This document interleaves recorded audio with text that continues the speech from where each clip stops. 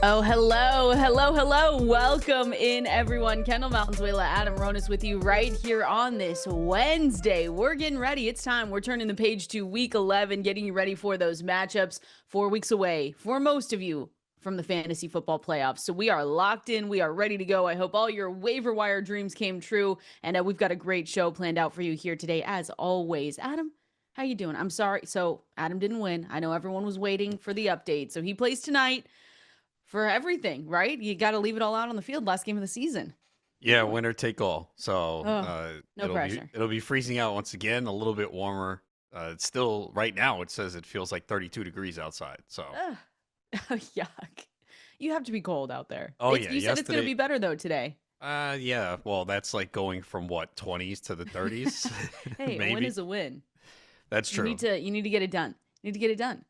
No, I know. I'm excited because after this, I will be not able to hit a field until April. That's the East Coast, unfortunately. People in warm weather get lucky. Yeah, you can come over here. They probably do softball year round. Well, if you are passing by a field, ask them if they need someone, and then they'll can live there for a few months and play.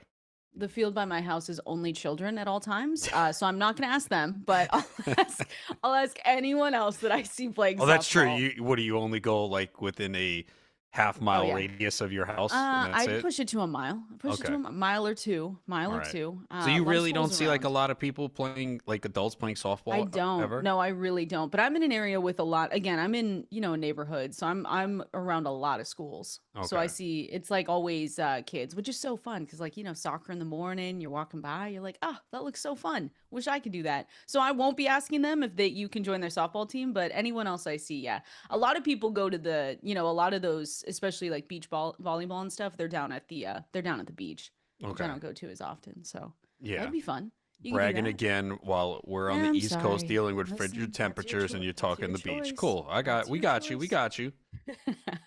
We've got, like I said, we've got a great show. We are ready to go for you guys at Valenzuela 17 at Adam Ronis over there on X. If you have questions throughout today, we got great news. I think, Mike Kafka, obviously a friend of the show, Adam, because big listener, I heard. We were texting back and forth. He was trying to call in. Phone lines were busy. We said we'd get back to you. It's totally okay. But the Giants did name Jameis Winston as their QB2. So the best case scenario, let's be totally honest, is that we don't have to see Jameis Winston because Jackson Dart goes through the concussion protocol and he's good to go for week, when are we at? Week 11. Crazy. Oh my gosh. But now, if he is not good to go, Jameis Winston steps in. It won't be Russell Wilson again. And I think this was a correct move based on just, I don't know, Adam, everything, all the booing that we saw from Russell Wilson going in there once Jackson Dart did get injured. And to be honest, this is good for our fantasy football teams. It's obviously a bigger win if Jackson Dart goes out there, but Jameis Winston, we know, and we've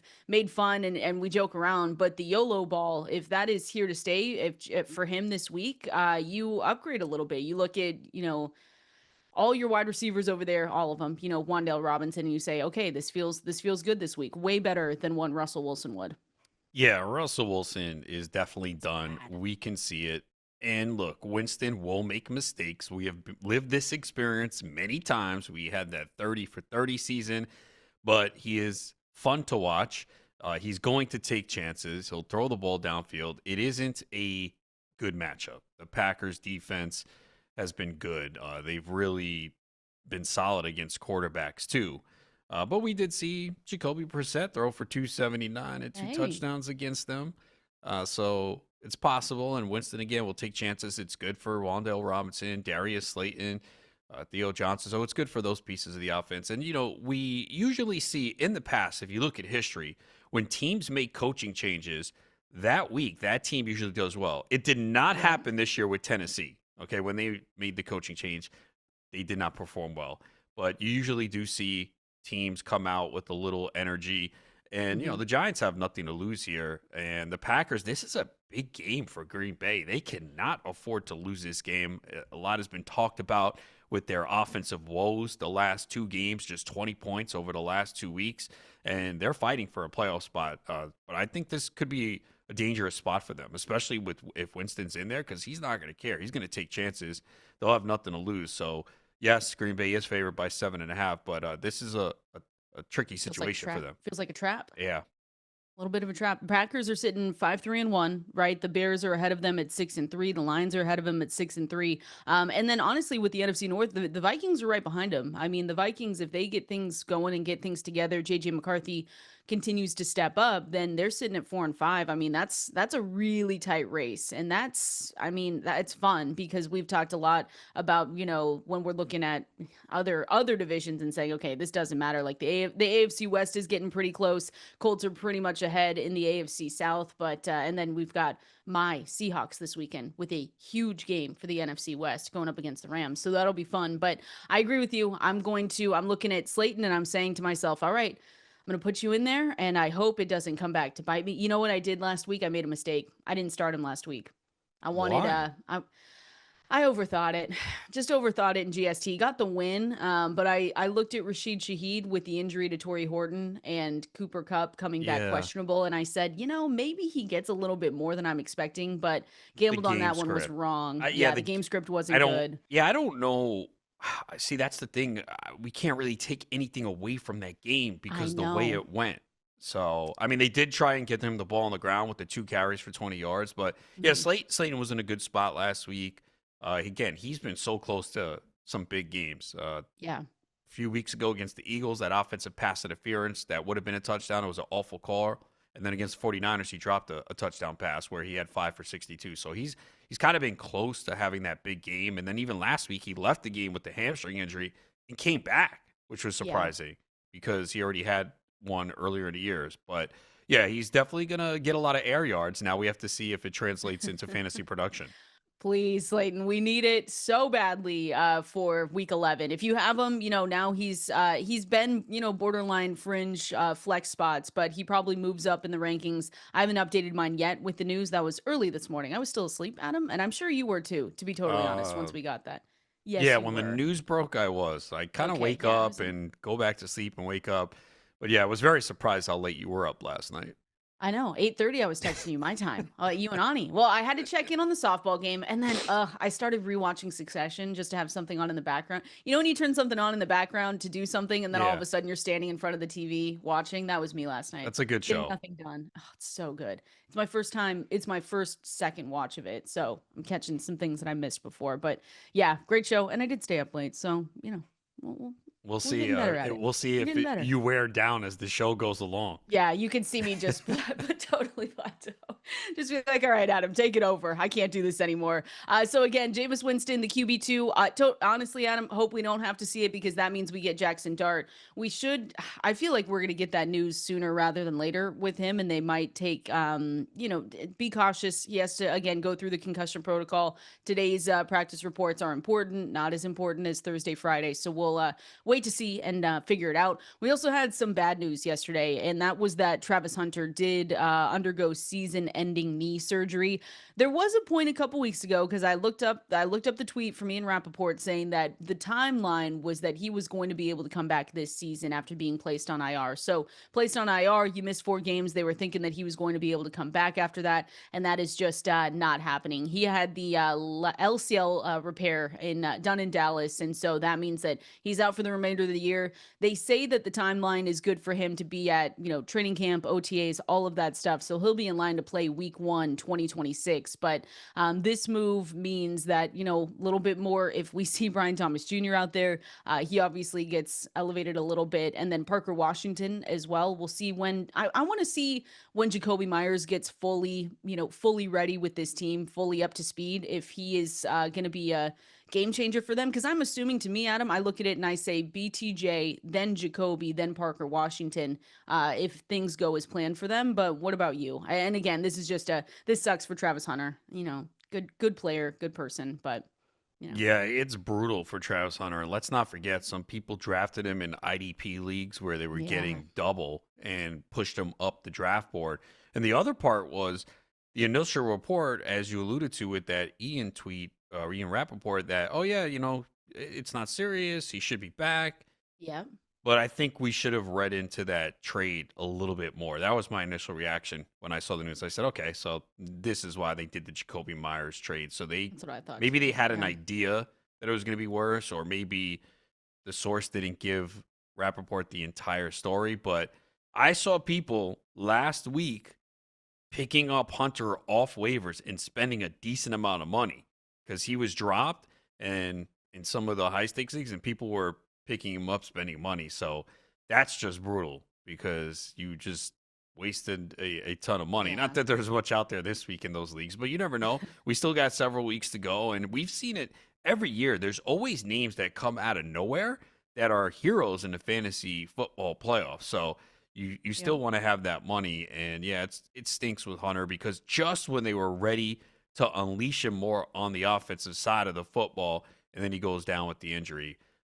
Yeah, we'll see what happens with Brian Thomas. I mean, it's been a miserable year. He owes a lot of fantasy players with a big, strong finish down if you're still alive with him on your team. And yeah, you Barely. would see Parker Washington, if he's going to remain in the slot, that's going to be the guy. Definitely. That's why we said yesterday, waiver wire, if he was out there, hopefully you guys were able to pick him up.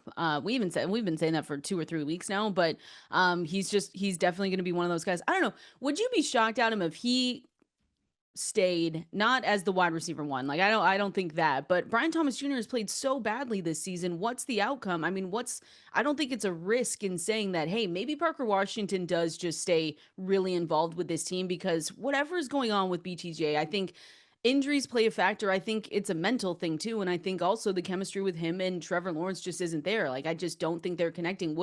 I don't think it would be a hot take to say that Parker Washington would keep this kind of bigger role in this offense if that means that they were able to march down the field with him and start hopefully getting these. I mean, they should have won that game on Sunday, that game against Houston. But if that keeps them in these games, I mean, would that be a hot take? No, it wouldn't be. Again, we have not seen it with Bryant Thomas this year. There's been a No. couple of games we've gotten some glimpses, and then it just goes back to whether it's drop passes or bad throws by Trevor Lawrence. It just has not worked out this year. He looks like a completely different player too compared to last year. I mean, there were big Yeah. plays. And I know everyone say, well, it was with Mac Jones, it wasn't with Lawrence. I guess that's part of the equation, but yeah, I think Thomas also has probably not been completely healthy this year, and you see it too. I guess he's afraid of those hospital balls that Trevor Lawrence is Yeah. throwing. Those hits he You, doesn't want to yeah, take. you could see it. He's a little shy to extend his arms and make plays because he thinks he's getting hit. Ugh, it's been so bad. I took him in GST, and it's been a nightmare, and it's been a nightmare for everyone that's You got taken him him. at 12, right? 12, 13 turn. 12 or 13, yeah, Yeah, the right two, there. Because one two turn. I think I had the last pick, I would have right? done the same. Yeah. Oh, I had no question. I'm gonna be totally honest. I knew I was getting him, and I can't remember who else I took there. At the turn, the 1-2 turn, It was. but I'm assuming it was a running back. Uh, let me look. Actually, ugh, You know your team so we've got well. so much. Well, Adam, when you have so many of them, at some point, I'm just like, wow, who did I take? How many months ago was that now? It was It's late just been, August. yeah, it's been a long time. My memory is not too good. I don't think it was my running backs because I have Rico Dowdle and Jalen Warren. Oh, it was Nico Oh, Nico Collins, I Collins. believe. Okay. Yeah, got to go down the stretch. But I'm just here to say that if you do have Parker Washington, and I've been saying this too, I don't believe that the wide receiver one days are here to stay forever. Like, once they get Jacoby Myers up to speed, once Brian Thomas Jr. does come back, he's going to take a hit. But I don't think that hit means that you immediately bench him because it just hasn't been good with BTJ. So if Trevor Lawrence feels a better connection with someone else, like, they might go that route. So there's a little bit of hope there. And like you said, it makes the Jacoby Myers trade a little bit more obvious that that injury for Travis Hunter just wasn't good. But again, this is one where brutal because he was coming off that. I mean, we were really talking about him. We were saying, okay, is the breakout here for Travis Hunter, because that's where he left us before the bye and before the injury. He had that game, he caught 8 passes, 104 yards, and he had I believe it was his first NFL touchdown as well. So absolutely brutal. If you have Travis Hunter, we just have to wait, and we'll have the whole conversation. It's a rinse and repeat next season. We'll say, hey, what do we think the splits look like? Everything else, it feels like we're just going to have that conversation again for 2026. Yes, There and we go. he'll go further down the draft board at least. I think he'll be Yeah. a more affordable price. And yeah, he had that massive game in London, 14 Yep. targets, and then they even said, "All right, we're going to feature him more." It looked like he was going to be the one for them, and we wanted to see how it looked down the stretch. And unfortunately, we will not get to see it. Not good. Not good. So hopefully it gets better. We see him back for the 2026 season with Travis Hunter there. Last one that I just wanted to mention because I was looking through. Ian Hardens does a great job. All of his articles are amazing. But he was looking through and starting to preview Week 11, and I saw the splits. So he wrote out quarterback splits from Week 1 through 5 versus Week 6 through 10. If you have Baker Mayfield. Let me just say this because I don't have him anywhere, but I was looking at his splits right now. He's averaging 14.4 fantasy points per game during the last 5 weeks. That's compared to 21.1 during the first 5 games of the season. All that to say, Adam, I was just looking at some of these other quarterback splits, and you really hope that Baker Mayfield's able to get it together for you down the stretch because you were on fire the first 5 weeks of the season. Then it's really come down.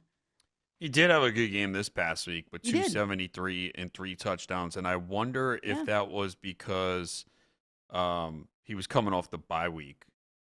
He's right, and yeah, he was coming off the yeah, bye week because he's been on the injury report some of the weeks. I think it like a knee injury or something. And the other thing is too, he has not been running as much as he did early in the no, year. So I wonder if that was a factor, and then having that week off helped him.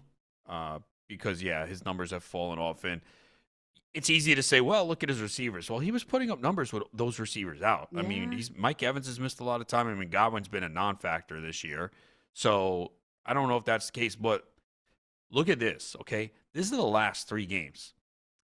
No rushing attempts for Baker Mayfield in all of them, Wow. and he was first week, 5 for 39, 3 for 33, 4 for 44, 2 for 13, 5 for 15, 3 for 14. So again, he wasn't running like crazy, but he would take off and pick up yards. And he has not even attempted a rush over the last 3 games. So I wonder if that's a factor.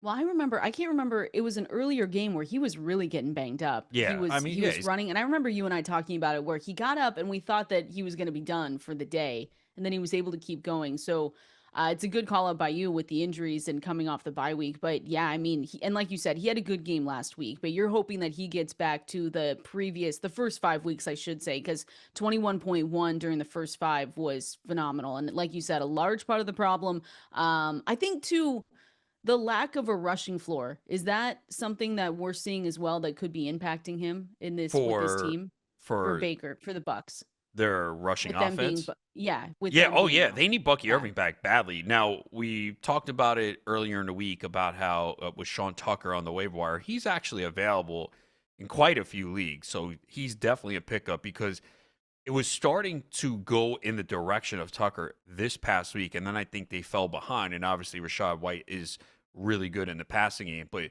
you were starting to see more of a split or go in the direction of Tucker being the feature back Yeah. between the tackles. And again, we're just getting nothing on Bucky Irving. I don't even know if he's on the team anymore.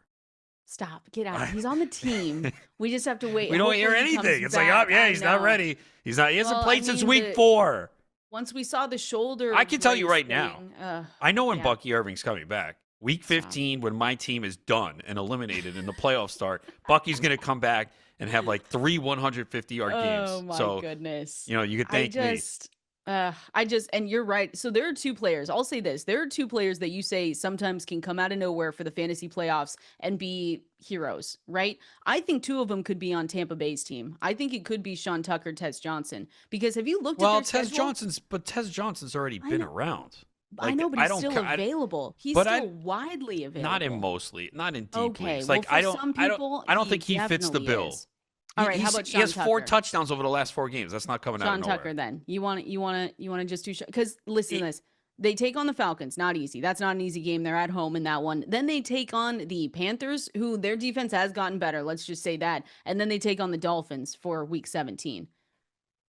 A hero yeah, might emerge from Tampa. And if you don't want Tez Johnson, that's fine. I'm just saying he's available. So if you're listening to this and Tez Johnson is still out there for whatever reason, go pick him up. But you said it about Sean Tucker. I mean, he's gotten, what were the splits? 41%, 43% of the attempts over the last 2 games. And like you said, it was more the game script got out of hand. So Rashad White was clearly the lead back. If you look back at week 10, he had 71% of the snap share. So it's you kind of like X that out, but I don't know. Those could be two. oh, look, I have Tucker and GST. I am starting it with confidence this week. Now, full disclosure, my running backs are terrible in that league. So that's why, He's like, because I don't want uh-oh. people listening and be like, oh, he said Sean He's starting Tucker's a Sean must Tucker. start. I got to play him. Oh my He's not a must gosh. start, but I think we're He is feeling for better. Adam. We're feeling better about him. If you're Yeah. hurting at the running back position or if you have someone on bye this week, I know there's only 2 teams on bye. It's the Saints. If you're Jonathan starting Taylor. Kamara, your team probably sucks. Let's be Oh, honest. hey, And he who was had a the other better team week on last bye? week. Jonathan Taylor, the Colts. Oh yeah, so yeah, if you're Yeah. missing Jonathan Thank goodness. Taylor, Sorry, JT managers. I'm so I sick of facing I you every single week. I I'm am over it, facing Adam. I'm facing 2 teams that have Taylor this week. So Oh, you're you're getting so lucky. lucky. Our charity league, we're facing the Taylor team. I did see that. I was like, Yeah, okay, there I we was go. like, There's a win, hopefully. well, I But wouldn't say that, but it's a good sign. But let's yeah, try well, for Rashad it. White though, look, this isn't surprising. There's a reason why they made the change last year to Bucky Irving. Rashad White is just not efficient between the tackles. I played the under on his rushing yards this past week, 45 and a half. I'm like, no running back against New England has had 50 yards. I think Tucker did though this week, right? Didn't he get slightly over 50? I think he did. Yeah. Yeah. If I So I remember was like, correctly. Rashad White's not gonna do it. So I guess I got lucky there because if he had another couple carries, he might have gotten it. But he averaged 3.8 yards per carry. He's at 3.7 on the season. So the Bucks have stayed patient with him, and they realized, yeah, well, so he'll just go back to being more of the pass catching back. Yep. Let's see if, speaking of, let's see if the bump up in utilization, everything else is here to stay. We're going to break that down for week 11 coming up next. Appreciate everyone hanging out with us on this Wednesday here. Kendall Valenzuela, Adam Ronis with you right here, going through if they're, if the bump's here to stay, Adam, if we're ready to go and we're hoping that these guys and the performances that they've given us over the last couple of weeks are here to stay and take us through the fantasy football playoffs. We're going to be talking with Matthew Berry here in a little bit as well, getting his takes on week 11. I want to start with Marvin Harrison Jr., someone that I know you have no shares of because you just refused to play that game. I also have no shares of him. I was nervous about it at the beginning of the year. And I'm a little nervous now, Adam. I don't know. With Jacoby Brissett as his quarterback, it's a little bit of a different conversation, right? He's played three full games with Brissett. He's averaging 14.9 points, utilization score of 80. And it's obvious that, Kyler Murray, we don't have to worry about him yet. They placed him on IR with the foot injury. We don't want to have a quarterback controversy injury, whatever you want to call it. So he's out for at least minimum 3 more games with that. But what do you think the outcomes are for Marvin Harrison Jr.? And I guess the bigger question is, Adam, when Kyler can come back, do you think that they do go back to him, or do you think it's Jacoby Brissett the rest of the way? I'm thinking it's Jacoby, and they just say that Kyler's not healthy, he's not ready to go, because I think Jacoby Brissett gives them a better chance at winning. Yeah, I don't think we see Kyler the rest of the year. And this is obviously good for Harrison. He had 1 double-digit target game with Kyler Murray. He has 2 the last 2 weeks with Brissett. Now, the one against Seattle, they were buried early, down 28 Yeah. nothing. So you're going to pass a lot. And he had 12 targets. So it wasn't an efficient game, just 3 for 33. And then, of course, against Dallas, I mean, if you don't succeed against Dallas, then you might as well just end your season. And he had a big game there.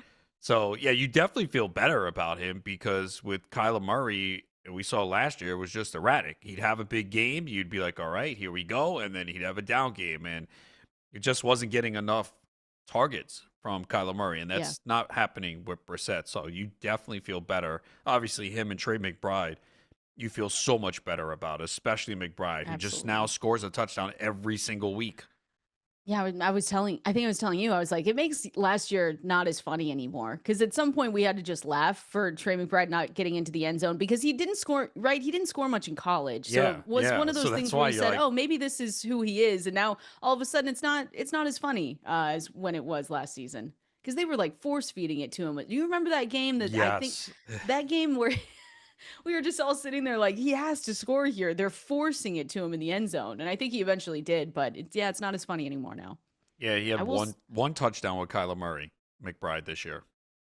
Bad. And I'll say too that, even so, I do believe that it's going to be Brissett to finish out the season. Again, that's just us trying to make an educated guess, and we'll see if it works out. But so the offense has reached the red zone on 36% of their drives. That's sixth in the NFL, but they've only scored on 23% of those drives. So if we're talking about maybe potential room for improvement, that's maybe something that we can see them score a little bit more with Brissett. Their schedule is kind of a mixed bag, Adam, the rest of the way. So they've got the 49, yeah, the 49ers this week. But the fantasy playoffs is not phenomenal. I'll just say that right now. You probably have to lower expectations because week 15 they take on the Texans. Week 16 they have the Falcons. But then you can party and just be really excited for week 17 because they have the Bengals. But those first two are kind of brutal if you've got, a Trey McBride, Marvin Harrison Jr. that you're relying on. Yeah, the Texans really good defense, and the Falcons for the most part have been good. We've seen Yeah, some cracks recently, but yeah, it's not the best schedule. I mean, with McBride, it doesn't matter. You're just gonna play you him. have to start him. Yeah. And Harrison, yeah, with the matchup against the Texans, that's one I'd be worried about. Yeah, you downgrade for sure. But let's see if he's able to continue on. Like I said, some good fantasy points over the last three full games. 14.9 is his average with an 80 utilization score. So Jacoby Brissett, please continue saving our fantasy seasons with the Arizona Cardinals. What about RJ Harvey? So this isn't one where we've seen him do well this season. This is us breaking down the potential for him to do well the rest of the way with the J.K. Dobbins foot injury. We're still waiting on what could happen with J.K. Dobbins. I will say did you see his social media posts saying they have to ban the hip drop Yeah, tackle and all that that was stuff? we Yeah. brought that up yesterday. It feels like that means it's not good. So Oh no, there's news that they could potentially put him on IR. They haven't done it yet, but if that's the conversation, then I think it's pretty clear that maybe we're going to be without him at least for this week with J.K. Dobbins. So what's the ceiling for RJ Harvey? The only thing I'm worried about here, Adam, is that the Denver Broncos, more I should say, Sean Payton does not care about our fantasy teams, and we've seen other running backs come in and just mess everything up from before. So I wouldn't be shocked if he was doing that. But RJ Harvey has to take such a significant leap up in the rankings and obviously in the depth chart if J.K. Dobbins isn't good to go. yeah. Even if we do see Tyler Bidet involved, Harvey's still going to be a big part of the offense or a bigger part than what he has been. And we've been talking about how he's been fortunate to score these touchdowns on limited touches. It's going to go up. Even if he doesn't get 20 touches, the fact that he's in line to get 12, maybe 12 to 15, that area is massive because we've already seen unlimited touches what he can do. And with Dobbins, the fact, like you mentioned, that they're even saying it's a possibility he goes on IR, that does not bode well for him playing in the next couple weeks. So I do have him in a couple leagues, and I'm preparing to be without him. But yes, now if you have Harvey and Dobbins is out, you can get him in the lineup. We said last Yeah. week, don't play him, and you saw what happened. The offense was terrible. He didn't get a lot of touches. It was mostly Dobbins in a tight game, and he disappointed. But with Dobbins likely going to be out, that's just going to open up a lot of opportunity for Harvey. Borderline RB1, if not just a low end RB1, if J.K. Dobbins is out. I saw this stat, and it's so another way that you can look at it in games where Harvey's rush attempts plus targets totaled 7 or higher, he's averaged 17.1 fantasy points. So that's what we can hopefully expect if J.K. Dobbins isn't here this weekend going into week 11. Not hoping because we never want injuries, but J.K. Dobbins has never finished a season. He's always been injured. And so this is again another unfortunate one, but So you're saying it's my fault for drafting him? yeah. I mean, I he have was no cheap share. He though. was good. He was good though. He I'll was. say He's that for been the good. first 11 weeks. Yeah, He's fallen off. I will. he How about that? has. He's Well, fallen off. because he hasn't scored touchdowns. He hasn't scored a touchdown. Mm. Oh wow, it's that many weeks. Damn, no wonder How why. many? 5? Five, yeah. Yep. And he's not That's all he's involved got. in the passing game. So that's the thing. In the PPR formats, I mean, yeah, he's kind of really hurt you. It was great. He had 4 touchdowns in the first 5 Oh, it was weeks. fantastic. I was really jealous actually in the first few weeks of the season, and then I was like, "Yep, we He's got a little averaging bit of a 5 problem." yards per carry. It's been a That's good pretty year, good. but That's pretty good. yeah, the lack of involvement in the passing game is a major problem. Let's talk with the one and only here, Matthew Berry, going through his Week 11 rankings, guys that he's looking at starting, sitting for Week 11 as well. We're going to go through it coming up here next. FantasyLife.com. Ooh, oh, this is an Adam song for sure. Yeah, definitely sounds like me. FantasyLife.com, also your secret weapon for dominating your fantasy leagues, but it's not a secret to everyone listening. You can go over there, use that code SXM20, get 20% off any tier 1 or tier 2 subscription. We're talking with the one and only Matthew Berry. Now, another secret weapon here, Adam. So we're going through his rankings are live at NBCSports.com. I'm going to break down week 11 with him. Matthew, welcome in. How you doing? Thank you, Kendall. I have to be honest with you. Am I really a secret at this point? No, you're not. But I think I'm.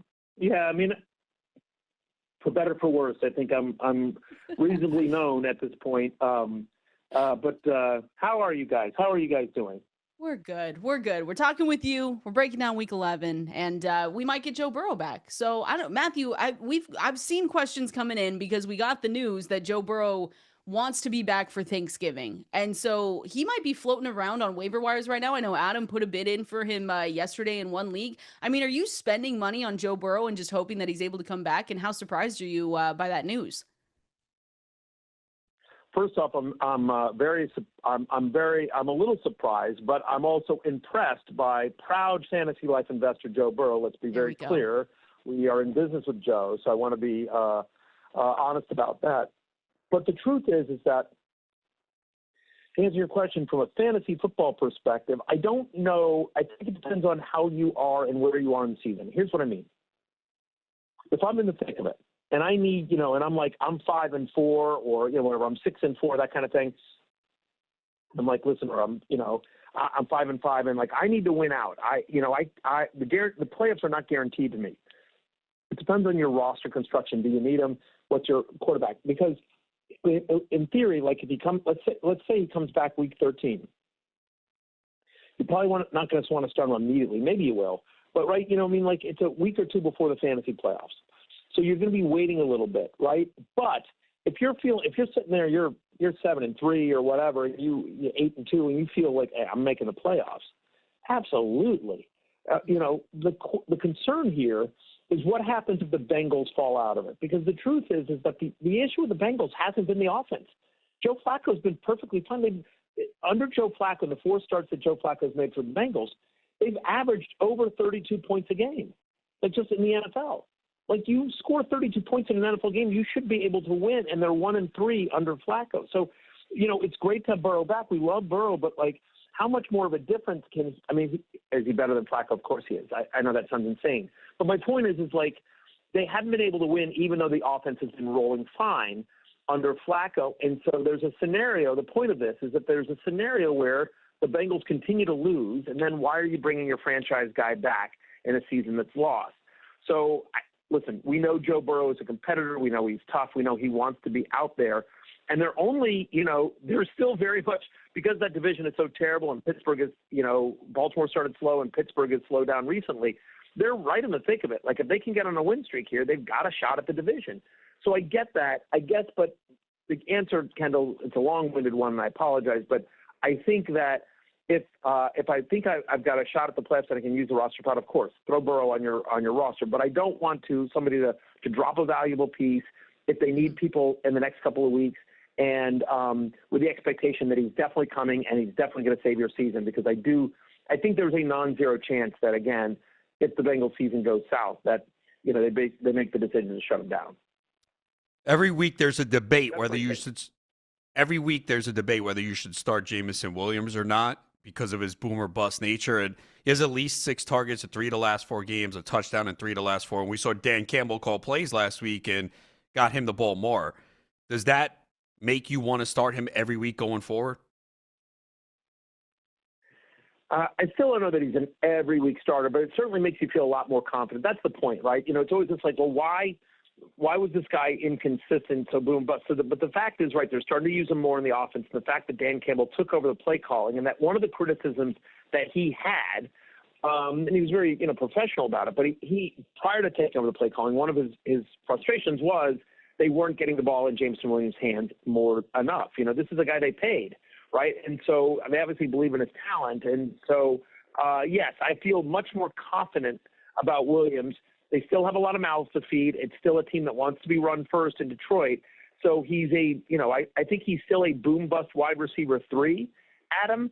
But a month ago he was a boom bust wide receiver 5 that you didn't want anywhere any business of. And so now I think it's much more of a stronger consideration. I agree with you. Like he's been terrific the last couple of weeks. It's again, he was playing Washington. I thought Peter Overzet had the best line of the week in our Fantasy Life newsletter, where he said, the way Washington's defense is playing, it's like they're part of the government shutdown. I mean, and so he wrote it better than that joke, and I think I just butchered his joke. But it's so you want to take it a little bit with a grain of salt, but we know Jameson Williams has talent. We know the coach wants to get him the ball, and obviously it's a good offense in Detroit overall. Talking again with Matthew Berry here, his rankings live at NBCSports.com. Speaking of the rankings, Matthew, one of the bigger questions for this week, and we're going to get an answer tomorrow night because that's when the New England Patriots play and they take on the Jets at home. TreVeyon Henderson, though, he flashed obvious RB1 upside in that game last week, but do you have any idea? Do you have any guess? Do you want to guess how they are going to split this backfield once Ramondre Stevenson is healthy? And it might not be tomorrow. We haven't gotten news on that yet. But do you think that TreVeyon Henderson has showed Vrabel, Josh McDaniels enough for them to say, hey, we got to give him this workload without Ramondre Stevenson back? No. Look, the explosiveness in last week was fantastic, and we saw it in the big plays. But you're asking me, do I think, based on the success of last week, does he suddenly get a full big workload? I don't. I think they're going to – I mean, look, they still gave Terrell Jennings is banged up. Like, they'll find somebody. They just do not seem to want to give this kid a big workload.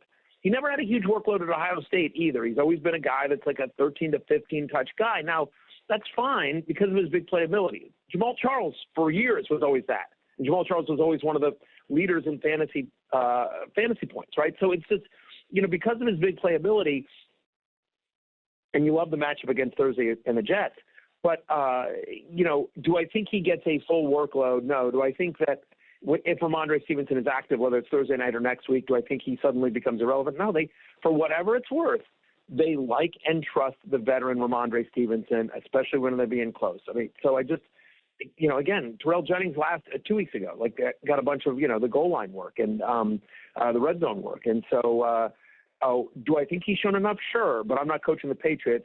I don't think he has suddenly fully taken over this backfield, but I also, for our purposes, don't think it matters.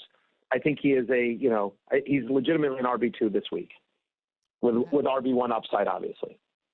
Where is A.J. Brown for you? Because he's clearly one of the most frustrating players. And we all know, Matthew, once you bench him, he's going to go off and have a big game. But it's been very erratic this year, coming off another down game. So, what do you do? Do you just start him every week and understand, hey, I'm going to get a 3-point week, a 4-point week? Or do you, depends on your options. But what do you do? Because people are very frustrated with him right now.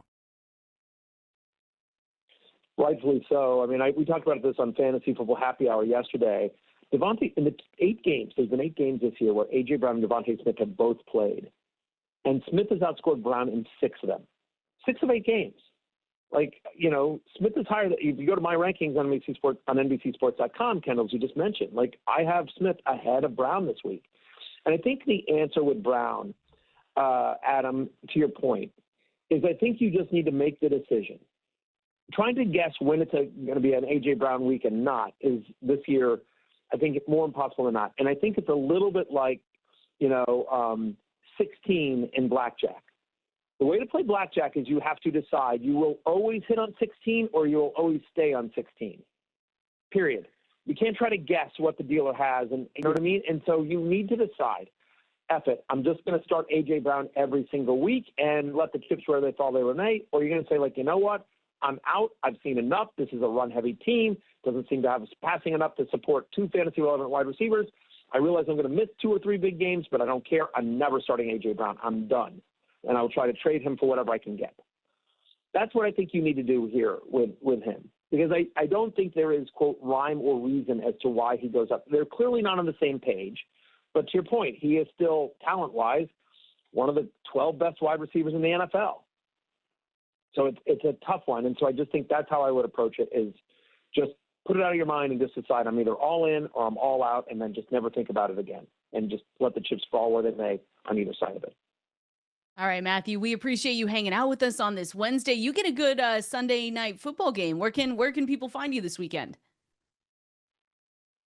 Yeah, I'll be in Philadelphia. I'll be in the city of brotherly love.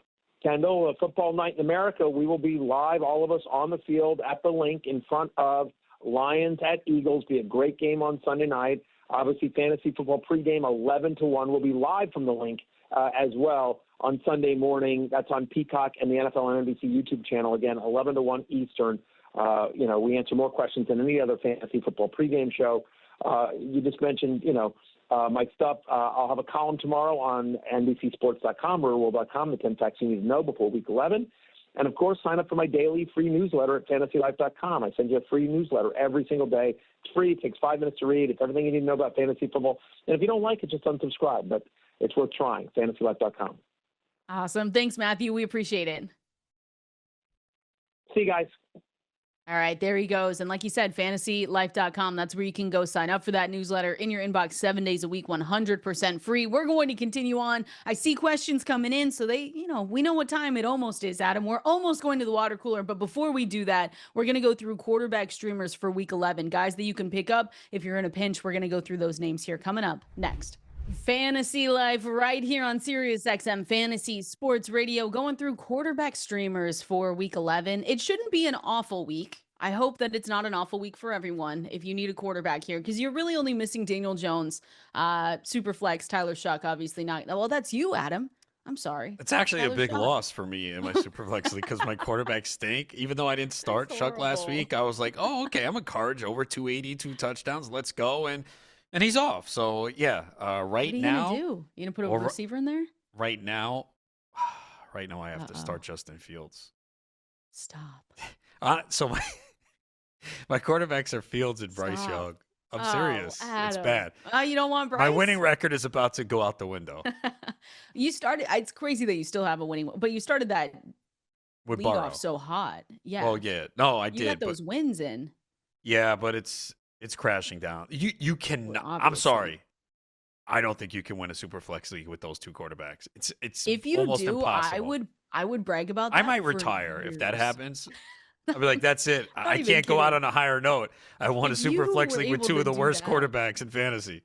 I would brag about that, and then I wouldn't shut up about it. I would tell my league mates that they're not very good. It's not going to happen. Because it's not. You can stay positive. It's not. I mean, I'm Bryce being Young, realistic here. It is so bad. 3 Like if fantasy someone points called and up 2. and said that, I'd be like, come on. Yeah, you'd make fun of him for Yeah. sure.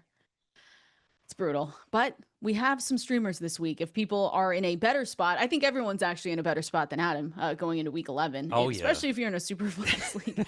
Dare we say Aaron Rodgers? I mean, I think we have to, because at some point we always just say, we look at the schedule and we say who's playing the Miami Dolphins, except if it's the Bills, and who's playing I think it's Cincinnati Bengals. I think it's Bengals and Cowboys are the top two. Miami, Bengals, Cowboys, Dolphins. Miami's been a little better. Sometimes Dolphins, definitely Cowboys. But this week it is the Steelers. Steelers are at home in this one, and Rodgers is coming off a bad game. I mean, that whole thing was just bad. He did not look good in that game. Who's taking on the Cowboys are the Monday night game, the Raiders. Yeah, Got Vegas. it. Wow, what a game. Thrilling. Anyway, Aaron Rodgers is someone that you can look at, right? 34% rostered. I still think that if Marcus Mariota is out there as the starter now, because I believe we now have 4 starts with him, he's averaging 16.6 fantasy points per game. So it's not bad. And it hopefully can get better. I don't know. They have no receivers out there. But that's another one that I think you can look at as well. But I think Aaron Rodgers is probably the top one this week. Yeah, Rodgers has 2 games this year with 4 passing touchdowns. One was week 1 against the Jets, and their motivation was obvious there. And the other one was against the Bengals in that 33-31 Thursday night game where he had 249 passing yards and 4 touchdowns. So, yes, anyone against the Bengals is in consideration as a streamer. So, yeah, you can go to Rodgers this week if you need to. Oh, it's crazy. So the Dolphins still give up an average of 207.2 passing yards per game, except to, Buffalo, because Josh Allen is not good anymore. Wow, clip that. They had no business losing that game. Well, to be fair, Allen put up 306, two He did. touchdowns. But how much of that was late, though? No, but they moved the ball. They turned it over. Cook had a fumble. Allen had an interception in the end zone. Allen had the fumble on the tush push where he was picking up extra yards. So they just turned it over. I mean, they weren't stopping Miami anyway on the defensive side, but they were able to move the football. They just had self-inflicted wounds. Man, would you say Tua Tagovailoa is a streamer this week with what we've seen? I mean, they're going up, so they're Yeah. going up against this is the Washington Madrid game. Yes. They're going up against Washington. So when you see the Dolphins are at home, it's not really real. He's only 14% rostered. And actually they have the best fantasy schedule for quarterbacks over the rest of the season. What do you think about him this week? Yeah, I like the other guys better that we mentioned. Okay. You would go Aaron Rodgers, Jacoby Brissett, then Tua? Yeah, he would be last. All right. There we go. Look at Tua getting involved here with our fantasy schedules. I absolutely love it. It is that time for the Fantasy Life Water Cooler. We're taking your questions, all your calls. We're doing that next. It is about that time for the Fantasy Life Water Cooler. This is where we go through all the pieces of news that you might have missed and get you up to speed and ready for Week 11 in the NFL. And to continue dominating your fantasy leagues, you can go to fantasylife.com. All of the articles that we reference from there are 100% free. Same with the newsletter, fantasylife.com. That's where you can go and subscribe to that newsletter like Matthew Berry was saying. But I know you won't unsubscribe from it because it is just that good. But all of our tools are over there, our rankings as well. Those are updated, and we are going to begin taking your questions here. I see a lot of them coming in over on X, so that is just awesome every day. We've got the best listeners, Adam. We're biased, but I still stand by that. And the phone lines are going to be opened as well, so you guys can call in 888-963-2682 or press that new call-in button on the Sirius XM app. And that promo code, let me remind you, SXM20. SXM20 gets you 20% off at checkout at fantasylife.com. So if you've been thinking about Fantasy Life Plus, Tier 1 or Tier 2, you can get 20% off. Because like I said, we've got great listeners and you guys deserve it. So make sure you head over there. We're breaking everything down right here in the water cooler. Just from the news from the top, Adam, in case people weren't with us for the first hour, let's just recap. It looks like Jameis Winston's going to be the QB2. In case we don't see Jackson Dart, he will get the start this week over Russell Wilson, which is good for our fantasy teams. We can say it. I mean, if you got Slayton, if you got Wan'Dale Robinson, if you got Theo Johnson, you're sitting around thinking, all right, this is a lot better than what it would have been with Russell Wilson. Again, we hope that we don't have to see him because that means that Jackson Dart did go through that concussion protocol and that he's all right. But still a good backup for this team to have and for our fantasy teams. So we love it.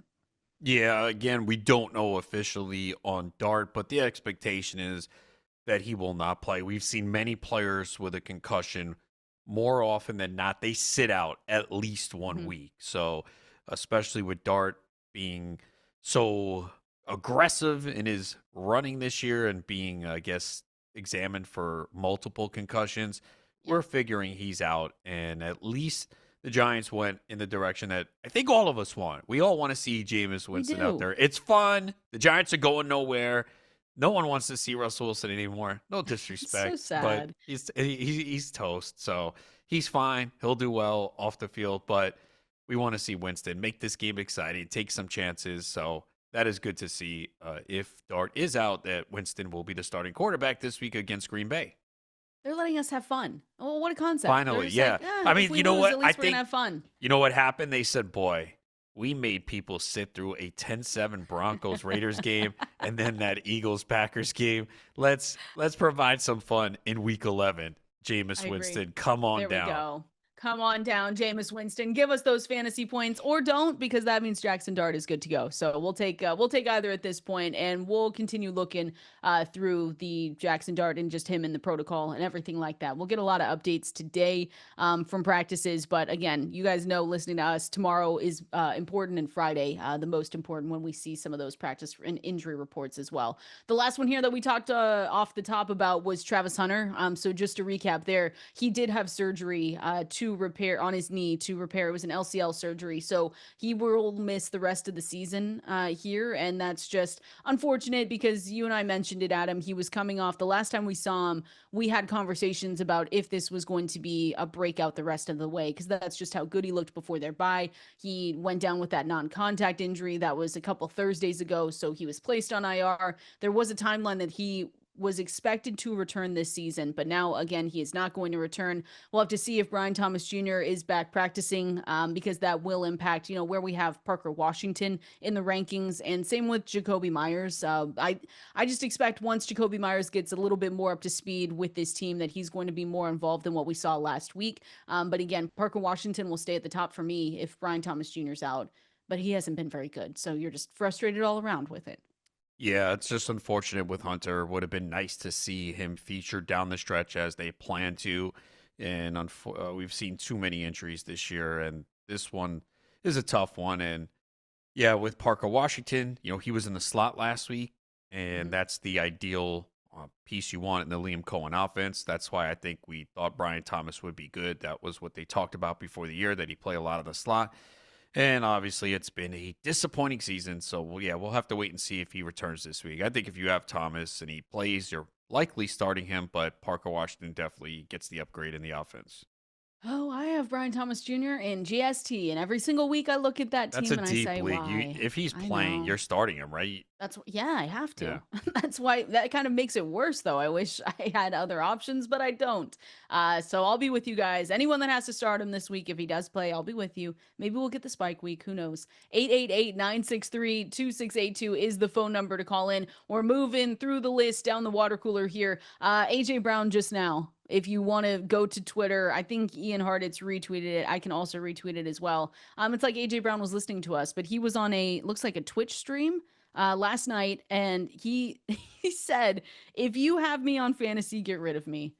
So what are we going to do this week, Adam? Because we do have him in fantasy. We have him for the charity league. I think we should make a decision right now for the people, just like we did last week with the stupid Carolina Panthers, taking them in Survivor. You want to play him, or you think it's a squeaky wheel game?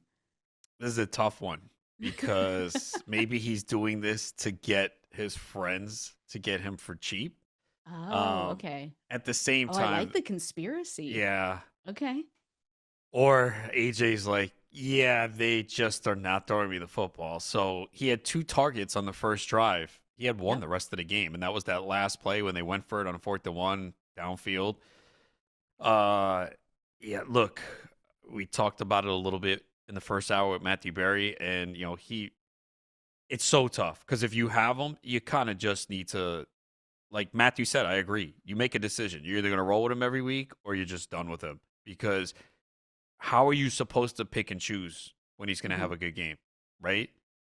It's just, you don't know. And the same time is when we've seen them before last week, they had a stretch where they were passing the ball quite often, or more often than they did early in the year. And he had solid games. He had 9.3, 14, and then, of course, the 2-touchdown game against Minnesota, which was right before the bye. And then he sat out a week. Was that a hamstring injury he had? I forgot. Yes. Groin. Yeah. Groin. No, groin no, was it Barkley. wasn't groin because that was It was a Barkley. hamstring. Yeah. Look at us. Yeah. Look at us. Best It was so long ago. You forget. But yeah, with the hamstring injury. So I mean, you talk about the epitome of boomer bust. He's had 1 catch for 8 yards, 2 for 7, 2 for 13, and then these 121 yards, 2 touchdowns. Like, we use that term boomer bust. This is the epitome of it, because he can get you 2 points or 20. I mean, look, I have Smith ahead of him in the rest of the season rankings. Yeah. That's out on fantasylife.com now if you want to check it out. And I love the people who make comments like from the previous week's rankings. It's like, that was a week ago. But like, we're changing. People always chime in a week later. That's fun. But yeah, with Brown, I have him in 2 leagues. Now, one is 2 flex spots. I got to play him. I have no choice. We actually can make a decision on him because that one's only 1 flex. So okay. And who are our other options? It's Parker Washington, Tyler Algier, Christian Watson, because we have Pittman on bye. I think it's squeaky wheel game. Yeah, right. We just roll with him. Yeah, I think we just roll with him. Why not? For the plot for the season. They're playing Detroit. They're at home. That's going to be a great game. That has to be a high scoring game, right? It has to be. Well, and Saquon Barkley, that's a tough matchup for him. So if you think that, if we really look at this and we say, obviously you're not sitting Saquon Barkley, but this is he hasn't been necessarily amazing this season, and this Lions team, I mean, they're not giving up points. This is going to be one of the tougher matchups that we've seen them in all season. So I'm just looking at this and saying they've allowed 10 plus fantasy points only 6 times. So then if they're going through the air, then maybe AJ Brown gets a piece of his. I mean, Green Bay was a tough matchup too, and they kept feeding him the football. He tied a season high with 22 carries this past week. That was a weird game. What yeah, was going on with that? it was. Both teams wanted to run the football. They couldn't, and they just said, "You know what? We're just going to run it. We'll drain the clock, and let's see who comes out of here with a 3-point win." And it was Philly. I would think there's more points though in this game, for sure. I think we start him, and then if he has a bad game, then we're completely done, and we're like, we should have listened to him. He told us, get rid of him. All right. Do you want to wait? You wait against Detroit. They play Dallas week 12. Oh, Well, okay. I will say this. AJ Brown has faced Dallas this year. Do you want to know what his stats were in that game? Yes. Tell me. One catch for 8 yards. But if he does that against Dallas again, then it's officially over. Sit him the rest of the way. I think we're looking for. We've talked about an off-season divorce for Kyler Murray. Is that not where we're going with AJ Brown and the Eagles? This can't continue to work. Again, I know the money is tough. The money is tough, and I guess it's difficult. See, I think AJ Brown realizes it. If he comes out and is critical and complaining, he looks bad. They're 7-2. They're coming off a Super Bowl win. But I do get his point because it's embarrassing how little he is utilized. For sure.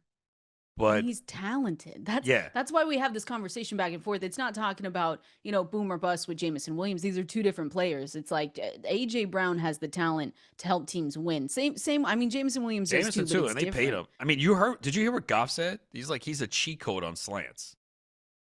It just makes no sense why then it took this long and for Dan Campbell to take over the play calling to get that done. So are you starting now? We're shifting. Are you starting Jameson Williams now every single week? Because if Dan Campbell continues with what we've seen, and 2 weeks ago it was their offensive coordinator said that I can't remember the exact quote, but it was something along the lines of "I've done a disservice to Jameson Williams," and then he lost his play calling to it. I mean, now look at J-Mo though. I mean, this is probably best case scenario for anyone that's had him so far this season because that's also been disappointing. No, it has. With AJ Brown, I say we start him just for the fun of it, because it's for charity. It is starting for charity. Yeah, we'll have to do it. I think we should. And then you're starting. Okay, so say AJ Brown goes out there this week and has 2 for 23. You're still starting him against Dallas, right? Oh, for sure. You're gonna have to. Then if he fails against Dallas and has then we can move on. So right now AJ Brown is wide receiver 18 consensus at fantasylife.com. And here's the thing with we always talk about this with the wide receivers because sometimes we see these running backs, they're able to step up and you can get a lot of depth and better players later in drafts. Like look at Rico Dowdle, right? That's a perfect example right now. But the guys ahead of AJ Brown are players that were definitely drafted ahead of him, right? It's not like you might have better options here. It's Rashee Rice, it's Drake London, it's Igbuka, Jalen Waddle, Nico Collins, Lad McConkey. We can continue on. So you probably don't have better options. So he's wide receiver 18 and Devontae Smith's right ahead of him, wide receiver 17. I'm going to actually have Devontae Smith at 15 this week, but that's just where it's going to go. And then we see how it works out. So I have some psychic powers and I'm looking into the future and I see week 15, AJ Brown has Las Vegas. Everyone's going to start him in the first round of the fantasy playoffs. He's going to go 3 for 31. Those teams are going to advance. Week 16 at Washington, they're fed up. They're not going to start him. He has 6 for 123 and 2 touchdowns. Okay. Save this audio. Clip it. We're ready to go. Know what to do, people. Adam can tell the future. So make sure you pay attention. We're ready to go. You want to answer some questions here? Let's do it. We've got callers. All right. Let's go. Let's start with the phone lines and then I see a ton of messages on X, so we're going to get to those as well. Let's go out to the phone lines and start with Marcus in Toronto. Marcus, what do you got for us? Good morning, my friends. How are we doing today? Good. How are you? Good, thank you. A couple of injuries from this past weekend. Down Dobbins and Garrett Wilson. Looks like they're both out potentially 3 to 4 weeks. Alec Pierce is out there as a free agent, and I'm debating dropping one of those two to pick him up. What do you guys think about that? Who are your other running backs? My other running backs currently right now are Josh Jacobs, Rico Dowdle, Kenneth Walker, and Monangai, and Bucky Irving on the IR. I hate dropping a player like Garrett Wilson, Adam, but this might be it. Is this not a conversation where we have to say maybe we don't see him the rest of the way? They said 2 to 3 weeks. Aaron Glenn's been weird with the. Well, yeah, Aaron Glenn. He won't answer. What are we doing? He's like, I'm not talking about injuries. He said to ask Rich Cimini, the reporter. He's like, bad. oh, he knows everything, so go ask him. I just hate dropping a Garrett Wilson type player, even though Alec Pierce will get you fantasy points, obviously, because the timeline for Garrett Wilson is 3 to 4 weeks. Well, and then if it's not good or if they're losing. Yeah, I mean, if you're asking to drop one of the two, I think it's Wilson. Because again, with Dobbins, we're just not sure. He could miss 1 week, he can miss 2, it could be 4. If we get news today that he goes on IR, though, are you dropping it? Unless you have an IR spot, then that makes it easier. But if we get news today that he's on IR, do you drop him for someone like Alec Pierce? His other running backs were, deep enough. Monangai, he had Rico. Well, yeah, you have Dowdle. Panthers have not had a bye yet, though, right? No, they haven't. Jacobs has had his bye. Yep. Walker's had his bye. Monangai's had his bye. Yeah, the Panthers are in week. If you're waiting to make this move 14. or you can't make it until tonight and they say Dobbins is on IR, then yeah, because then he'd be back earliest week 15. And are you going to start him his first game back? And what if Harvey goes off? So yeah, I would say I would do that. If not, if we don't have news on either, then it would probably be Wilson, because the likelihood is he aggravated this knee injury. It's the same knee. The Jets are going nowhere. He's under contract. There's no need to bring him back. Whereas Marcus, with Dobbins, they're fighting for playoffs division, so they would want Dobbins back. True. And he's still going to have a role. So I think Wilson would be, if those are the two you have to choose from, it would be Wilson that I cut. And if it doesn't run till tonight, like if he's just out there floating right now and it's first come, first serve, then yeah, just pick him up. But if you have the ability to wait and your waivers don't run till later tonight, let's see what the update is on Dobbins, because them floating around the idea that IR is possible is a big deal. So we'll see if they do make that move. Appreciate you calling in, Marcus. Let's go out to Paul in New Jersey. Paul, what do you got for us? Hey, guys. So I have Tyler Warren on bye, and Gatson is a question mark for this week. So I need to pick someone off the waiver wire. There's 5 or 6 that are, pretty decent. One, your opinion on who I should try to pick up. There's Ertz, Hawkinson, Ingram, Knox, Musgrave, and Loveland. Ooh, so I would out of the 3, I have Ertz ranked the highest. He's taken on Miami, not necessarily great. Colston Loveland's right after him though, so I have Ertz 16, Loveland 17. Yeah, with Loveland, this isn't a long-term thing though, because if you have Tyler Warren, you don't. It's just it's just 1 week. So I'm in a similar situation too, because with Gadsden as well. So I have Warren and Gadsden, but I actually play both. But yeah, I think people with Gadsden this week do have to come up with a contingency plan. The news was good, and there's a chance he plays this week, but you want to be prepared. I think I would go Ertz as well. With Loveland, it's like he still did not get a full complement of snaps last week with Kmet back, and that's a problem because there's other guys there, and we were hoping that what we saw the previous week, was that the Bengals? Yeah, when he had the game-winning touchdown and Kmet got hurt. Yeah. You're still seeing Kmet on the field too much, and that takes away from Loveland, unfortunately. All right. Appreciate you calling in, Paul, and Marcus as well. Again, the phone number, we'll try and get to as many phone calls as we can today, but 888-963-2682, or you can press that new calling button on the Sirius XM app. Just a couple quick ones here over on X, Adam, that I see from people. So, Fanny Pack Mafia, this every single time I see him tweet at us, I just say, got to get Adam's Christmas present ready to go with hand warmers in it. That's what we'll do. Need 2 running backs, 1 point PPR, Barkley, Rico, or Brees. Wow. First of all, jealous. I think you go Barkley and Rico Dowdle here. I've got Brees ranked lower than both those guys. Yeah, with Breeze, it's a tough spot. Yeah, he's going to get volume. They'll be playing from behind. You do see Isaiah Davis a little bit on passing downs too, but yeah, I agree. I think Hall is the one to sit there. Ooh, you want good news? I know, I saw You it, want good news? but I don't know. Okay. Well, do Okay, you want to get a little bit excited? How about this? We can get a little bit excited about it. But there is news from Ian Rappaport just now, with a grainy photo of Bucky Irving back at it's practice. fake. It's fake. Stop! It's Don't do fake. this. It does. It looks so far Bucky's away. in It's the from Rick X-ray room Stroud. right now. Don't believe this. It's from Rick Stroud, and it's really, if you want to go check it out, here I'll retweet it just now. Oh, this looks It's like a the really fakest long photo. distance. It's a long distance photo. That This could isn't be, real. that could be anyone, but they're saying that Bucky Irving's back at practice. We'll see what that means, but at least seeing him there is good, Adam, right? We can He's get excited participating in about the that. walkthrough. Let's relax. Well, come on. It's better than him not being there like we've seen for the past couple weeks. Yeah, I guess. We love a walkthrough. Come on. You got to be I think positive at some point. I don't think that's him. What are you talking about? It's his number. Exactly. He's right there. I think that's photoshopped. The account got hacked. I like your conspiracies today. It's a good day.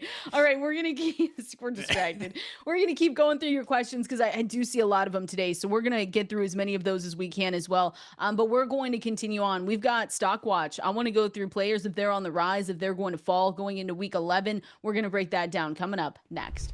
If you call yourself a sports fan, you gotta have Xfinity. All the games all in one place. And here's what you get when you watch sports with Xfinity. You get the Sports Zone. I've talked about it before, but you get every pro football game and over 1,000 college games, highlights and alerts all in one place. You also get my favorite, and that is the multi-view. So you can be in up to 4 stadiums at once. You also get the Xfinity fan view. So that means live scores, odds, and stats all in one place, personalized to the teams you love. So you never need to know what the Panthers are doing to you when you take them in Survivor. You don't have to put them up there with the Xfinity fan view. You also get enhanced 4K as 4K Simply Stunning, and you also get the voice remote. Just say football. Imagine all your football all in one place. Easy. Learn more at xfinity.com. Restrictions apply. New residential customers only. Taxes and fees extra and subject to change.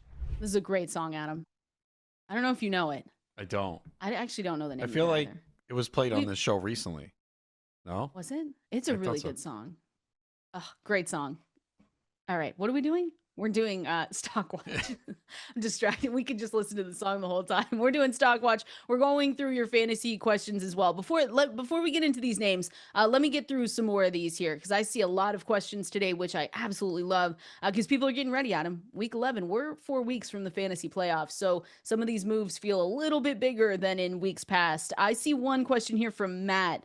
So he's asking if he should bench JJ, and I'm assuming that's Justin Jefferson based on, this has to be Justin Jefferson based on the receivers he just told us. So he says he has JSN, Emeka Egbuka, and Rashee Rice. Need a dub this week. Help. Oh my gosh. Well, first of all, again, whenever you guys write us in with these questions, and they're such good receivers. So JSN, you're for sure starting. Emeka Egbuka, Rashee Rice, I think you're for sure starting as well. Although tougher matchup, but it's still Rashee Rice going up against Denver.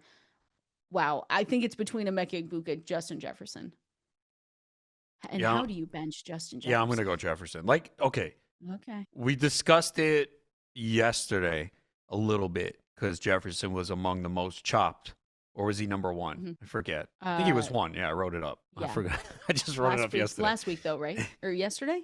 Yeah. Was he? Oh, that's right. That's right. Yes. So the usage is still there. 12 targets. Yeah, I don't know what was going on. Obviously, there was a lack of effort on a couple plays.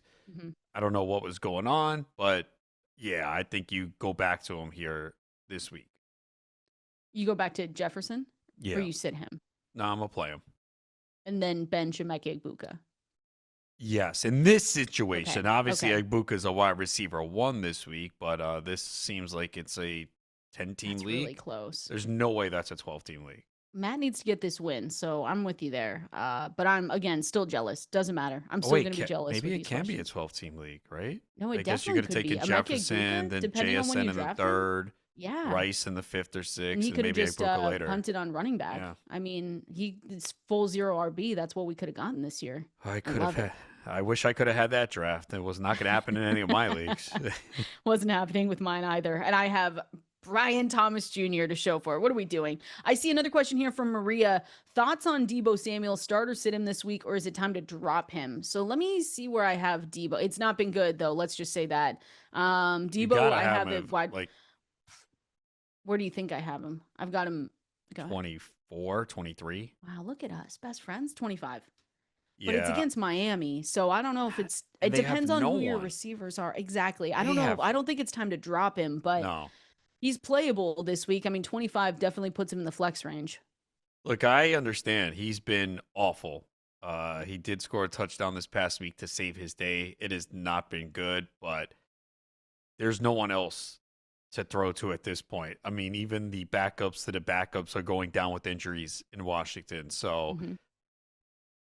I mean, we can't. He hasn't been good though, and the No. volume hasn't been there. So I completely understand the question, but yeah, he's like borderline wide receiver 2 this week. Oh, wait, I got a follow up from Maria. So she asked about thoughts on Deebo, start or sit this week, and then she sent in her receivers though. So she has Cortland Sutton, who again they're facing the Kansas City Chiefs. She's Mm. got Jameson Williams in Detroit, and then she's got Wan'Dale Robinson.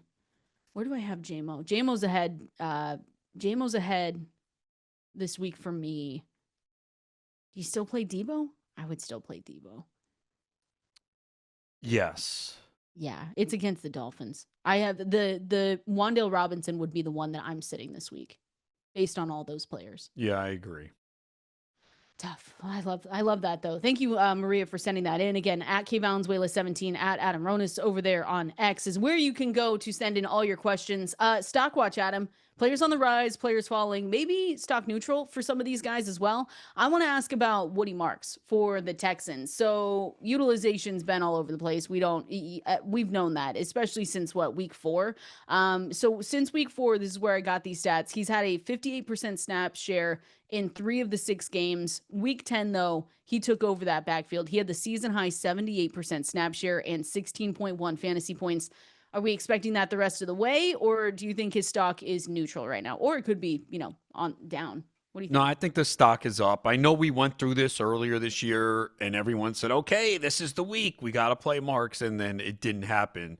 But this week, not only did Marks start the game, played 80% of the snaps, only 13% for Nick Chubb. I know he was on the injury report early in the week, but I believed he practiced on Friday in full. So unless that injury flared up. But yeah, I think there have been some positive comments coming out about Woody Marks as well. So I think his stock is up, and I feel comfortable starting him this week. Whereas last week, I think I started him in one, benched in another, depending on what the alternatives were. It is a good matchup here, too, against Tennessee. It is. So I'm with you on that one. I think his stock is on the rise here for Woody Marks, and his historical comps, they've averaged 12.7 points with 54%, usually finishing as a top 24 option. So I have him as a mid-range RB3 this week, but that definitely puts him in the range of someone that's startable for week 11. What about, I'm going to stick with the running backs here actually. What about Tyrone Tracy for the Giants? So the week after Cam Scatterboo went down, it was a mess because people spent money on Tyrone Tracy, as you should have, as we told people to, and then it looked like more of a split with Devin Singletary. So this past week, though, regained that RB1 role after playing behind. I should say he was playing behind Devin Singletary, really, in week 9 when you look at the splits. So he had 66% of the snaps and handled most of the passing down work. Do you think that continues on for Tyrone Tracy with this Giants team? I would say I think it does, but it's a coaching change. I will say you sound confident. Oh, because I'm not. I mean, how could you be confident based on what you've seen? I will say this though, with Dable gone, Singletary was his guy going back to Buffalo. So maybe we see less of him. They're at home against the Packers this week. Yeah, not a great matchup. I would say his stock is more neutral than anything else. I want to see, because now we've got 2 totally different games, right? That's the one thing that always worries me. I want to see and that doesn't help a lot of people, right? Let's see what this week brings, because you might be in a spot, you might not be in a spot where you have to play him. Tyrone Tracy was going later in drafts, and at some point, Cam Scatterboo did jump him when we're talking about the average draft position. So I have him as a mid-range RB3. There were some people who spent a lot of fab on him a couple weeks ago. That's true. And if you have injuries at the running back position, you might be relying on him. But yeah, I don't think he's an RB3. He can't be in the That's where I top have him. 24. Not No, the that's where I the have him. matchup, the split. So yeah, hopefully you have better options. Although some of my teams, I would You love would to have. love to have If he was in the if I had tracing the GST, he'd be my RB1, and I'm not joking. No, I know you're That's how not bad it joking. I've is. seen that. I've seen that team. It's gonna get better. It's fine. That's No, what it's we can not. say to us. I know it's probably Sometimes you not. have to be Sorry. real. I know your team. The running It backs are. sucks. It's The tough. running backs Yeah, are it's a horrible. tough. You can't get away from it either because anyone that you start, they get injured. It's Even the just you. backups. Yeah, even the backups. Let's another stock watch here. Troy Franklin for the Broncos. Stock up, stock down, stock neutral. I will say I have him as a low end wide receiver 3 this week.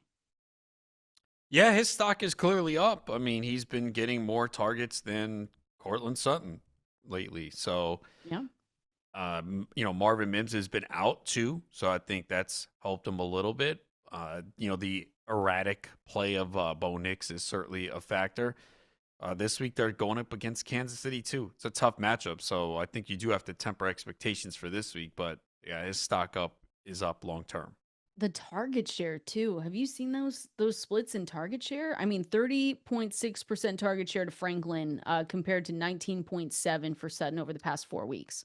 That makes no sense because Sutton is a better receiver. I know Sutton, Yeah. though, in some of these matchups, obviously, he's going to get the top corners. So, like, against the Texans, I understand that one. But, like, against Vegas, like, really? I mean, they couldn't do anything against Vegas, though. No kidding. It was But awful. the Texans, But I would get, rather watch that game. and Sutton did have one touchdown on his only catch. Against the Cowboys, though, 4 for 67. I think, Franklin had a big week that week, right? Yeah. But then if we're looking at it that way, this is a really tough week for Cortland Sutton Yeah. against Kansas City. I mean, that defense, only 3 wide receivers have scored as many as 15 fantasy points against them this season. And that was one of them is like way back there, like week 1. Yeah, so I think you have to downgrade Sutton. you have to downgrade Franklin too this week. Yeah, it's a third fewest gonna be a fantasy great points to game. receivers. This is going to be a great game. I'm so excited for this. We've got great matchups this weekend. It is a good one, but I think obviously Seattle Rams is more fun. Well, yeah, I'm biased Both too, and games, I think that. both games are in the 4:00 window. Oh, really? Yeah, Rams Seahawks 4:05, Chiefs Broncos 4:25, and then the 49ers Cardinals Ravens Browns will get buried in that window. There we So go. you have Yeah, 4 that's games fine. at 4. This was a week I wish there was 3 so I could focus more on those 2. We've got great games this weekend. I'm really excited for it. I see a question here since we're talking on Cortland Sutton and we mentioned AJ Brown. This is from Jake. Am I crazy to anger sit? I love this. Am I crazy to anger sit AJ Brown and Cortland Sutton and replace with 2 of these 3? He's got Tez Johnson, Trey Tucker, Parker Washington. I think you have to be a little bit crazy. You do. But but it would be understandable. We just talked about AJ Brown. He's telling us to sit him in fantasy. But I don't have any of those 3 ahead of let me check Cortland Sutton. I know I don't have any of those 3 ahead of AJ Brown. I'll say that. Yeah, I think that's difficult to do. Again, we have to wait on Parker Washington. He would become more appealing if Brian Thomas is out. Yeah, They're home against the Chargers. I don't think I can do it, but it's not crazy at this point, right? Because Sutton has a really difficult matchup this week. The one that, again, you just said it, we have to wait on Parker Washington to see if Brian Thomas Jr. is coming back. Because if he is, that does downgrade him a little bit. So would the one that you would start, it would be to sit Cortland Sutton and start Tez Johnson in this case against Buffalo. I've got Tez Johnson right now, wide receiver 33, but that's the next closest guy to Sutton. Oh, where do you have Parker Washington? Well, I have him down because I just am you have thinking Brian that Thomas Brian penciled in Thomas right is now? coming back. Yeah, he's close though. He's at 35. Yeah. But I do have Brian Thomas Jr. coming back. The thing with Sutton, man, he can get a 40-yard touchdown. I know it has not been good for him, but he's good, man. He's too good. He is good, but I don't understand. But he's really had 2 down games, and even the one down game against the Texans, he still scored a touchdown. He gave you 10 points on one catch. That's the whole point. Look, the Raiders game you just throw out the window. It was an ugly offensive game. So bad. 5.4 fantasy points. The 3 before that, though, 10, 10.7, 16.7 from Courtland Sutton before 2.7 in week 6. And look, he's a big receiver. If Nick just throws it up and lets him go downfield, he can easily score a touchdown. It's very difficult to bench a guy like that. Let's keep the conversations going. I'm going to continue taking these questions because they're really good ones. They're really good ones every day, but we've got a lot of them to go through, and I want to go through some of the early Week 11 rankings. Matchups that, just like Courtland Sutton, maybe you should be avoiding. Matchups to highlight as well. We're going to break that down here coming up next. We've got a little bit of breaking news here out for the Arizona Cardinals. It looks like wide receiver Marvin Harrison Jr. had surgery for appendicitis and will miss Sunday's game going up against the 49ers. So the whole conversation we had about Marvin Harrison Jr. About throw it out the window. Nah. Just ignore it, take it, and don't listen to it because it doesn't matter. So again, Marvin Harrison Jr. Going to be out for this game this week. That's a big one for the Arizona Cardinals. Again, this is a game, for the 49ers that they really want to win this one. So you obviously look at their depth chart and you say, well, Trey McBride managers, all right, let's load up Trey McBride for everything that you can. Anyone else, though? I know that, so who was it that just went down with the Achilles injury, too? It was one of their other receivers. Zay Jones. Zay Jones, that's right. So next on the list is Michael Wilson. Trey McBride, 25 targets. George. Yeah, really, it's Trey McBride. I mean, Michael Wilson will go up in the rankings because of this, but not necessarily someone that we're saying, fly to the waiver wire and pick him up. But yeah, that's brutal for Marvin Harrison Jr. Appendicitis, that stinks. Yeah, just tough break for him. When everything is starting to go right, and he's got the quarterback that's feeding him the football. It's. I wonder if we worry about that, not long term, but is that something that maybe doesn't keep him out? Obviously, keeps him out this week, but I don't know much about the recovery process for that. And there have been players that have had this before. Yeah, Marshawn Lloyd, right? And then he was out. Did he? No, there's been either, I can't remember the players now, but there's been a few NFL players that have had this, and you could miss more than 1 week. Yeah, I think we need to be careful here. So if you have I Marvin think Joe Harrison, Burrow did too. Really? Appendicitis? Yeah, I think so, yeah. A couple years ago? Yeah. I'll look it up. I'm just thinking that's not, obviously not ideal. So, but if he's going to be out this week, I have to imagine that the recovery process for a surgery like that has to be more than just a week to go back out there and to be in, football shape and ready to go. So if you have Marvin Harrison Jr., go to the waiver wire, make sure you have a backup plan in place. Oh, Joe Burrow did have it in July 2022. Okay. That was from our producer. July, so that doesn't help us. I'm trying. No. I know there's been a player or two that's had it during the season. There has been. We can look at it. This literally just came down. And I think they've missed multiple weeks. Yeah, be careful with that. Again, that doesn't mean go pick up Michael Wilson immediately. I do think it puts him if you're in a deep format, that maybe it does make him flex worthy, but that's really going down the list. I mean, look, the 49ers defense isn't good right now. They got so many injuries. So, yeah, I think, Michael Wilson does become an option in deeper formats. All right. Again, Marvin Harrison Jr. going to be out this week, and prepare potentially for another week. We're not doctors here, but just in case that does happen for his recovery, we just have to be careful there. So continuing on with some of the conversations that we've been having, early week 11 rankings is what I wanted to break down here and just kind of go through. Wanted to talk, I've seen a lot of questions on the Bears as a whole, right? I saw a question if we should start Bo Nix. This is from... Oh, dang, I missed it. Where'd it go? So the question I remember was Caleb Williams or Bo Nix this week. I've got Caleb Williams ahead of Bo Nix, and it's actually not particularly close. Bo Nix, I have QB 17 this week against Kansas City. I do not trust Bo Nix at all against the Chiefs. They are coming off a bye. It is a massive game for Kansas City. Right now, they are not in the playoffs. We expect that to change, but they need this win in the hopes of still capturing the division as well. And again, just Bo Nix, it's pretty simple, okay? If you look at Bo Nix this year, what other good games he had against awful defenses? Kansas City's not an awful defense. Yeah. Bo Nix had 4 touchdowns against Dallas, 326, 2 touchdowns against the Bengals. And of course, he had that fourth quarter against the Giants. But you see him against the better defenses, he has not fared well. And he's even had bad games against the Vegas game. Like, how do you explain that? I know it's a short week. I know it's a division rival, but 150 and a touchdown against the Texans, only 173, 2 touchdowns. Even against the Jets in London, I know the defense was playing better at that time, 174.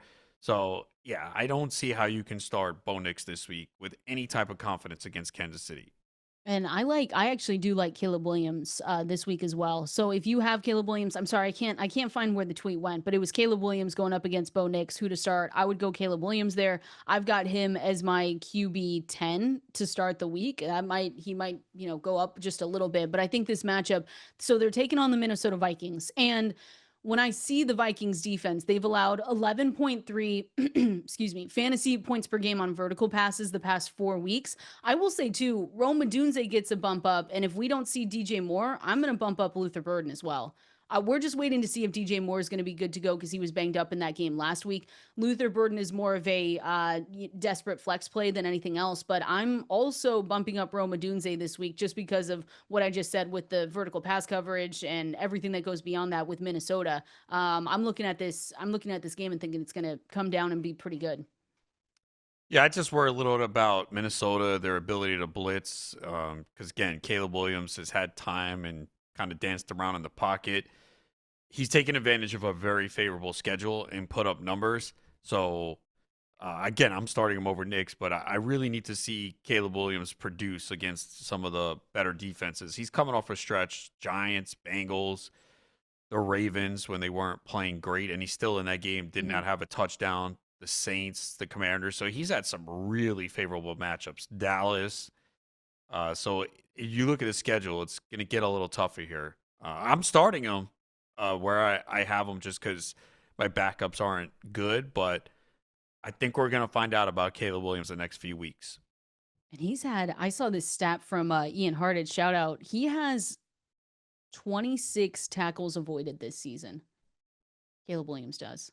Yeah, it's I've noticed it. League best. He drops back, moves to his right, spins, goes to his left. Yeah, he's got the spin move is good. Yeah. Come on. But yeah, look at that's a crazy stat. Vikings, Steelers, Eagles, Packers, Browns. We're gonna learn. You Packers said it. We're gonna learn a lot. We're gonna learn a lot. And for I am sure. relying on this guy in 2 leagues, and now I'm scared. Well, I just asked you in the break, should I trade for Caleb Williams because my quarterback is Bo Nix in a league where I'm set, right? But the worst part is that the position that's taking me down is quarterback. Bo Nix has lost me more games than he's helped me win. Let's just say that. Yeah, he hasn't been good. Like, again, so people will point to fantasy, and I believe he's got to be top 10 in fantasy, right? This year? Who? Bo Nix. Bo Nix? Yeah. In fantasy points per game? Yeah. I'm guessing. I don't know offhand, but because he's had some big games. I'm going to look real quick. But that misleads people because they're like, oh, yeah, he's had a really good year. Well, it's just like the Kyler Murray conversation last year where he finished QB 12, but it was up and down. Okay, so this is 6 points for a passing touchdown, and Bo Nix is 12th in points per game. And it feels way worse than that. Because, again, he had that huge Giants game that spiked his numbers. 2 passing touchdowns, 2 rushing in the fourth quarter. Then he had the 4 touchdowns against Dallas. So that's helped his numbers. Because if you just look, he has 18 touchdowns, 8 interceptions. It's been a good year. It hasn't. If you watch Bo Nix, it has not been good. He's taken advantage of those awful defenses, and I don't see him having a good game against the Chiefs this week. But then after their bye week, at Washington, at Vegas, the playoffs, though. Packers, Jacksonville, Kansas City. Week 17, championship on the line. You're going to play him at Kansas City? Nope. Sure. I'm going to have him probably QB 15. It's not good. Let's continue. I've got more 50, questions. Right? You said 50. Get out of here. Okay. 15. Don't do this to me. More Week 11 rankings, more questions here coming up next. As always, you guys are the best. We're having a great show on this Wednesday, answering as many questions as we can get to and getting you ready for Week 11 in the NFL. And so, again, we had news just I think it was 2 segments ago now, because time flies when we're having fun, Adam. But you're not going to have Marvin Harrison Jr. this week. He had appendicitis, underwent surgery. If you have him, though, just make sure to be ready to potentially be without him for 2 weeks. We always want to hope for the best, but prepare for the worst. So if you have Marvin Harrison Jr., make sure you're picking someone up, or you have other options on your bench right now where you can play him for the next couple of weeks. Because this week, again, he's going to be out. You also have the Colts and the Saints out for this week. And then week 12, we've got 4 teams on a bye. So don't go looking for anyone for the Denver Broncos, the Chargers, the Miami Dolphins, the Washington Commanders. Those are the next 4 teams. And then only one more week, Adam, of teams on a bye. Panthers, Patriots, Giants, 49ers, week 14. Yes, week 13, everyone plays. I believe that's the week of Thanksgiving. There we go. I love Thanksgiving. And then you set up your Christmas tree, right? You ready to go? Exactly. I might do that today just for fun. Here's my problem. I guess it's not too early. It's like November 12th. We're good to go. It's fine. Here's my problem. Do I trade away Bo Nix? Yes. If you have Bo Nix, are you trying to? But for Caleb Williams, am I trying to pick? I think this is bad. They both have concerns, but I think I'd rather have Caleb. What about JJ McCarthy? I have him as a backup. I've added him. I can pick him up on waivers. Yeah, this is a tough day. Appreciate everyone hanging out with us. You guys are so cool, and we just have such a fun time here. Go to fantasylife.com to see all of our articles. Sign up for that newsletter. We'll see you same time here tomorrow. Enjoy your day.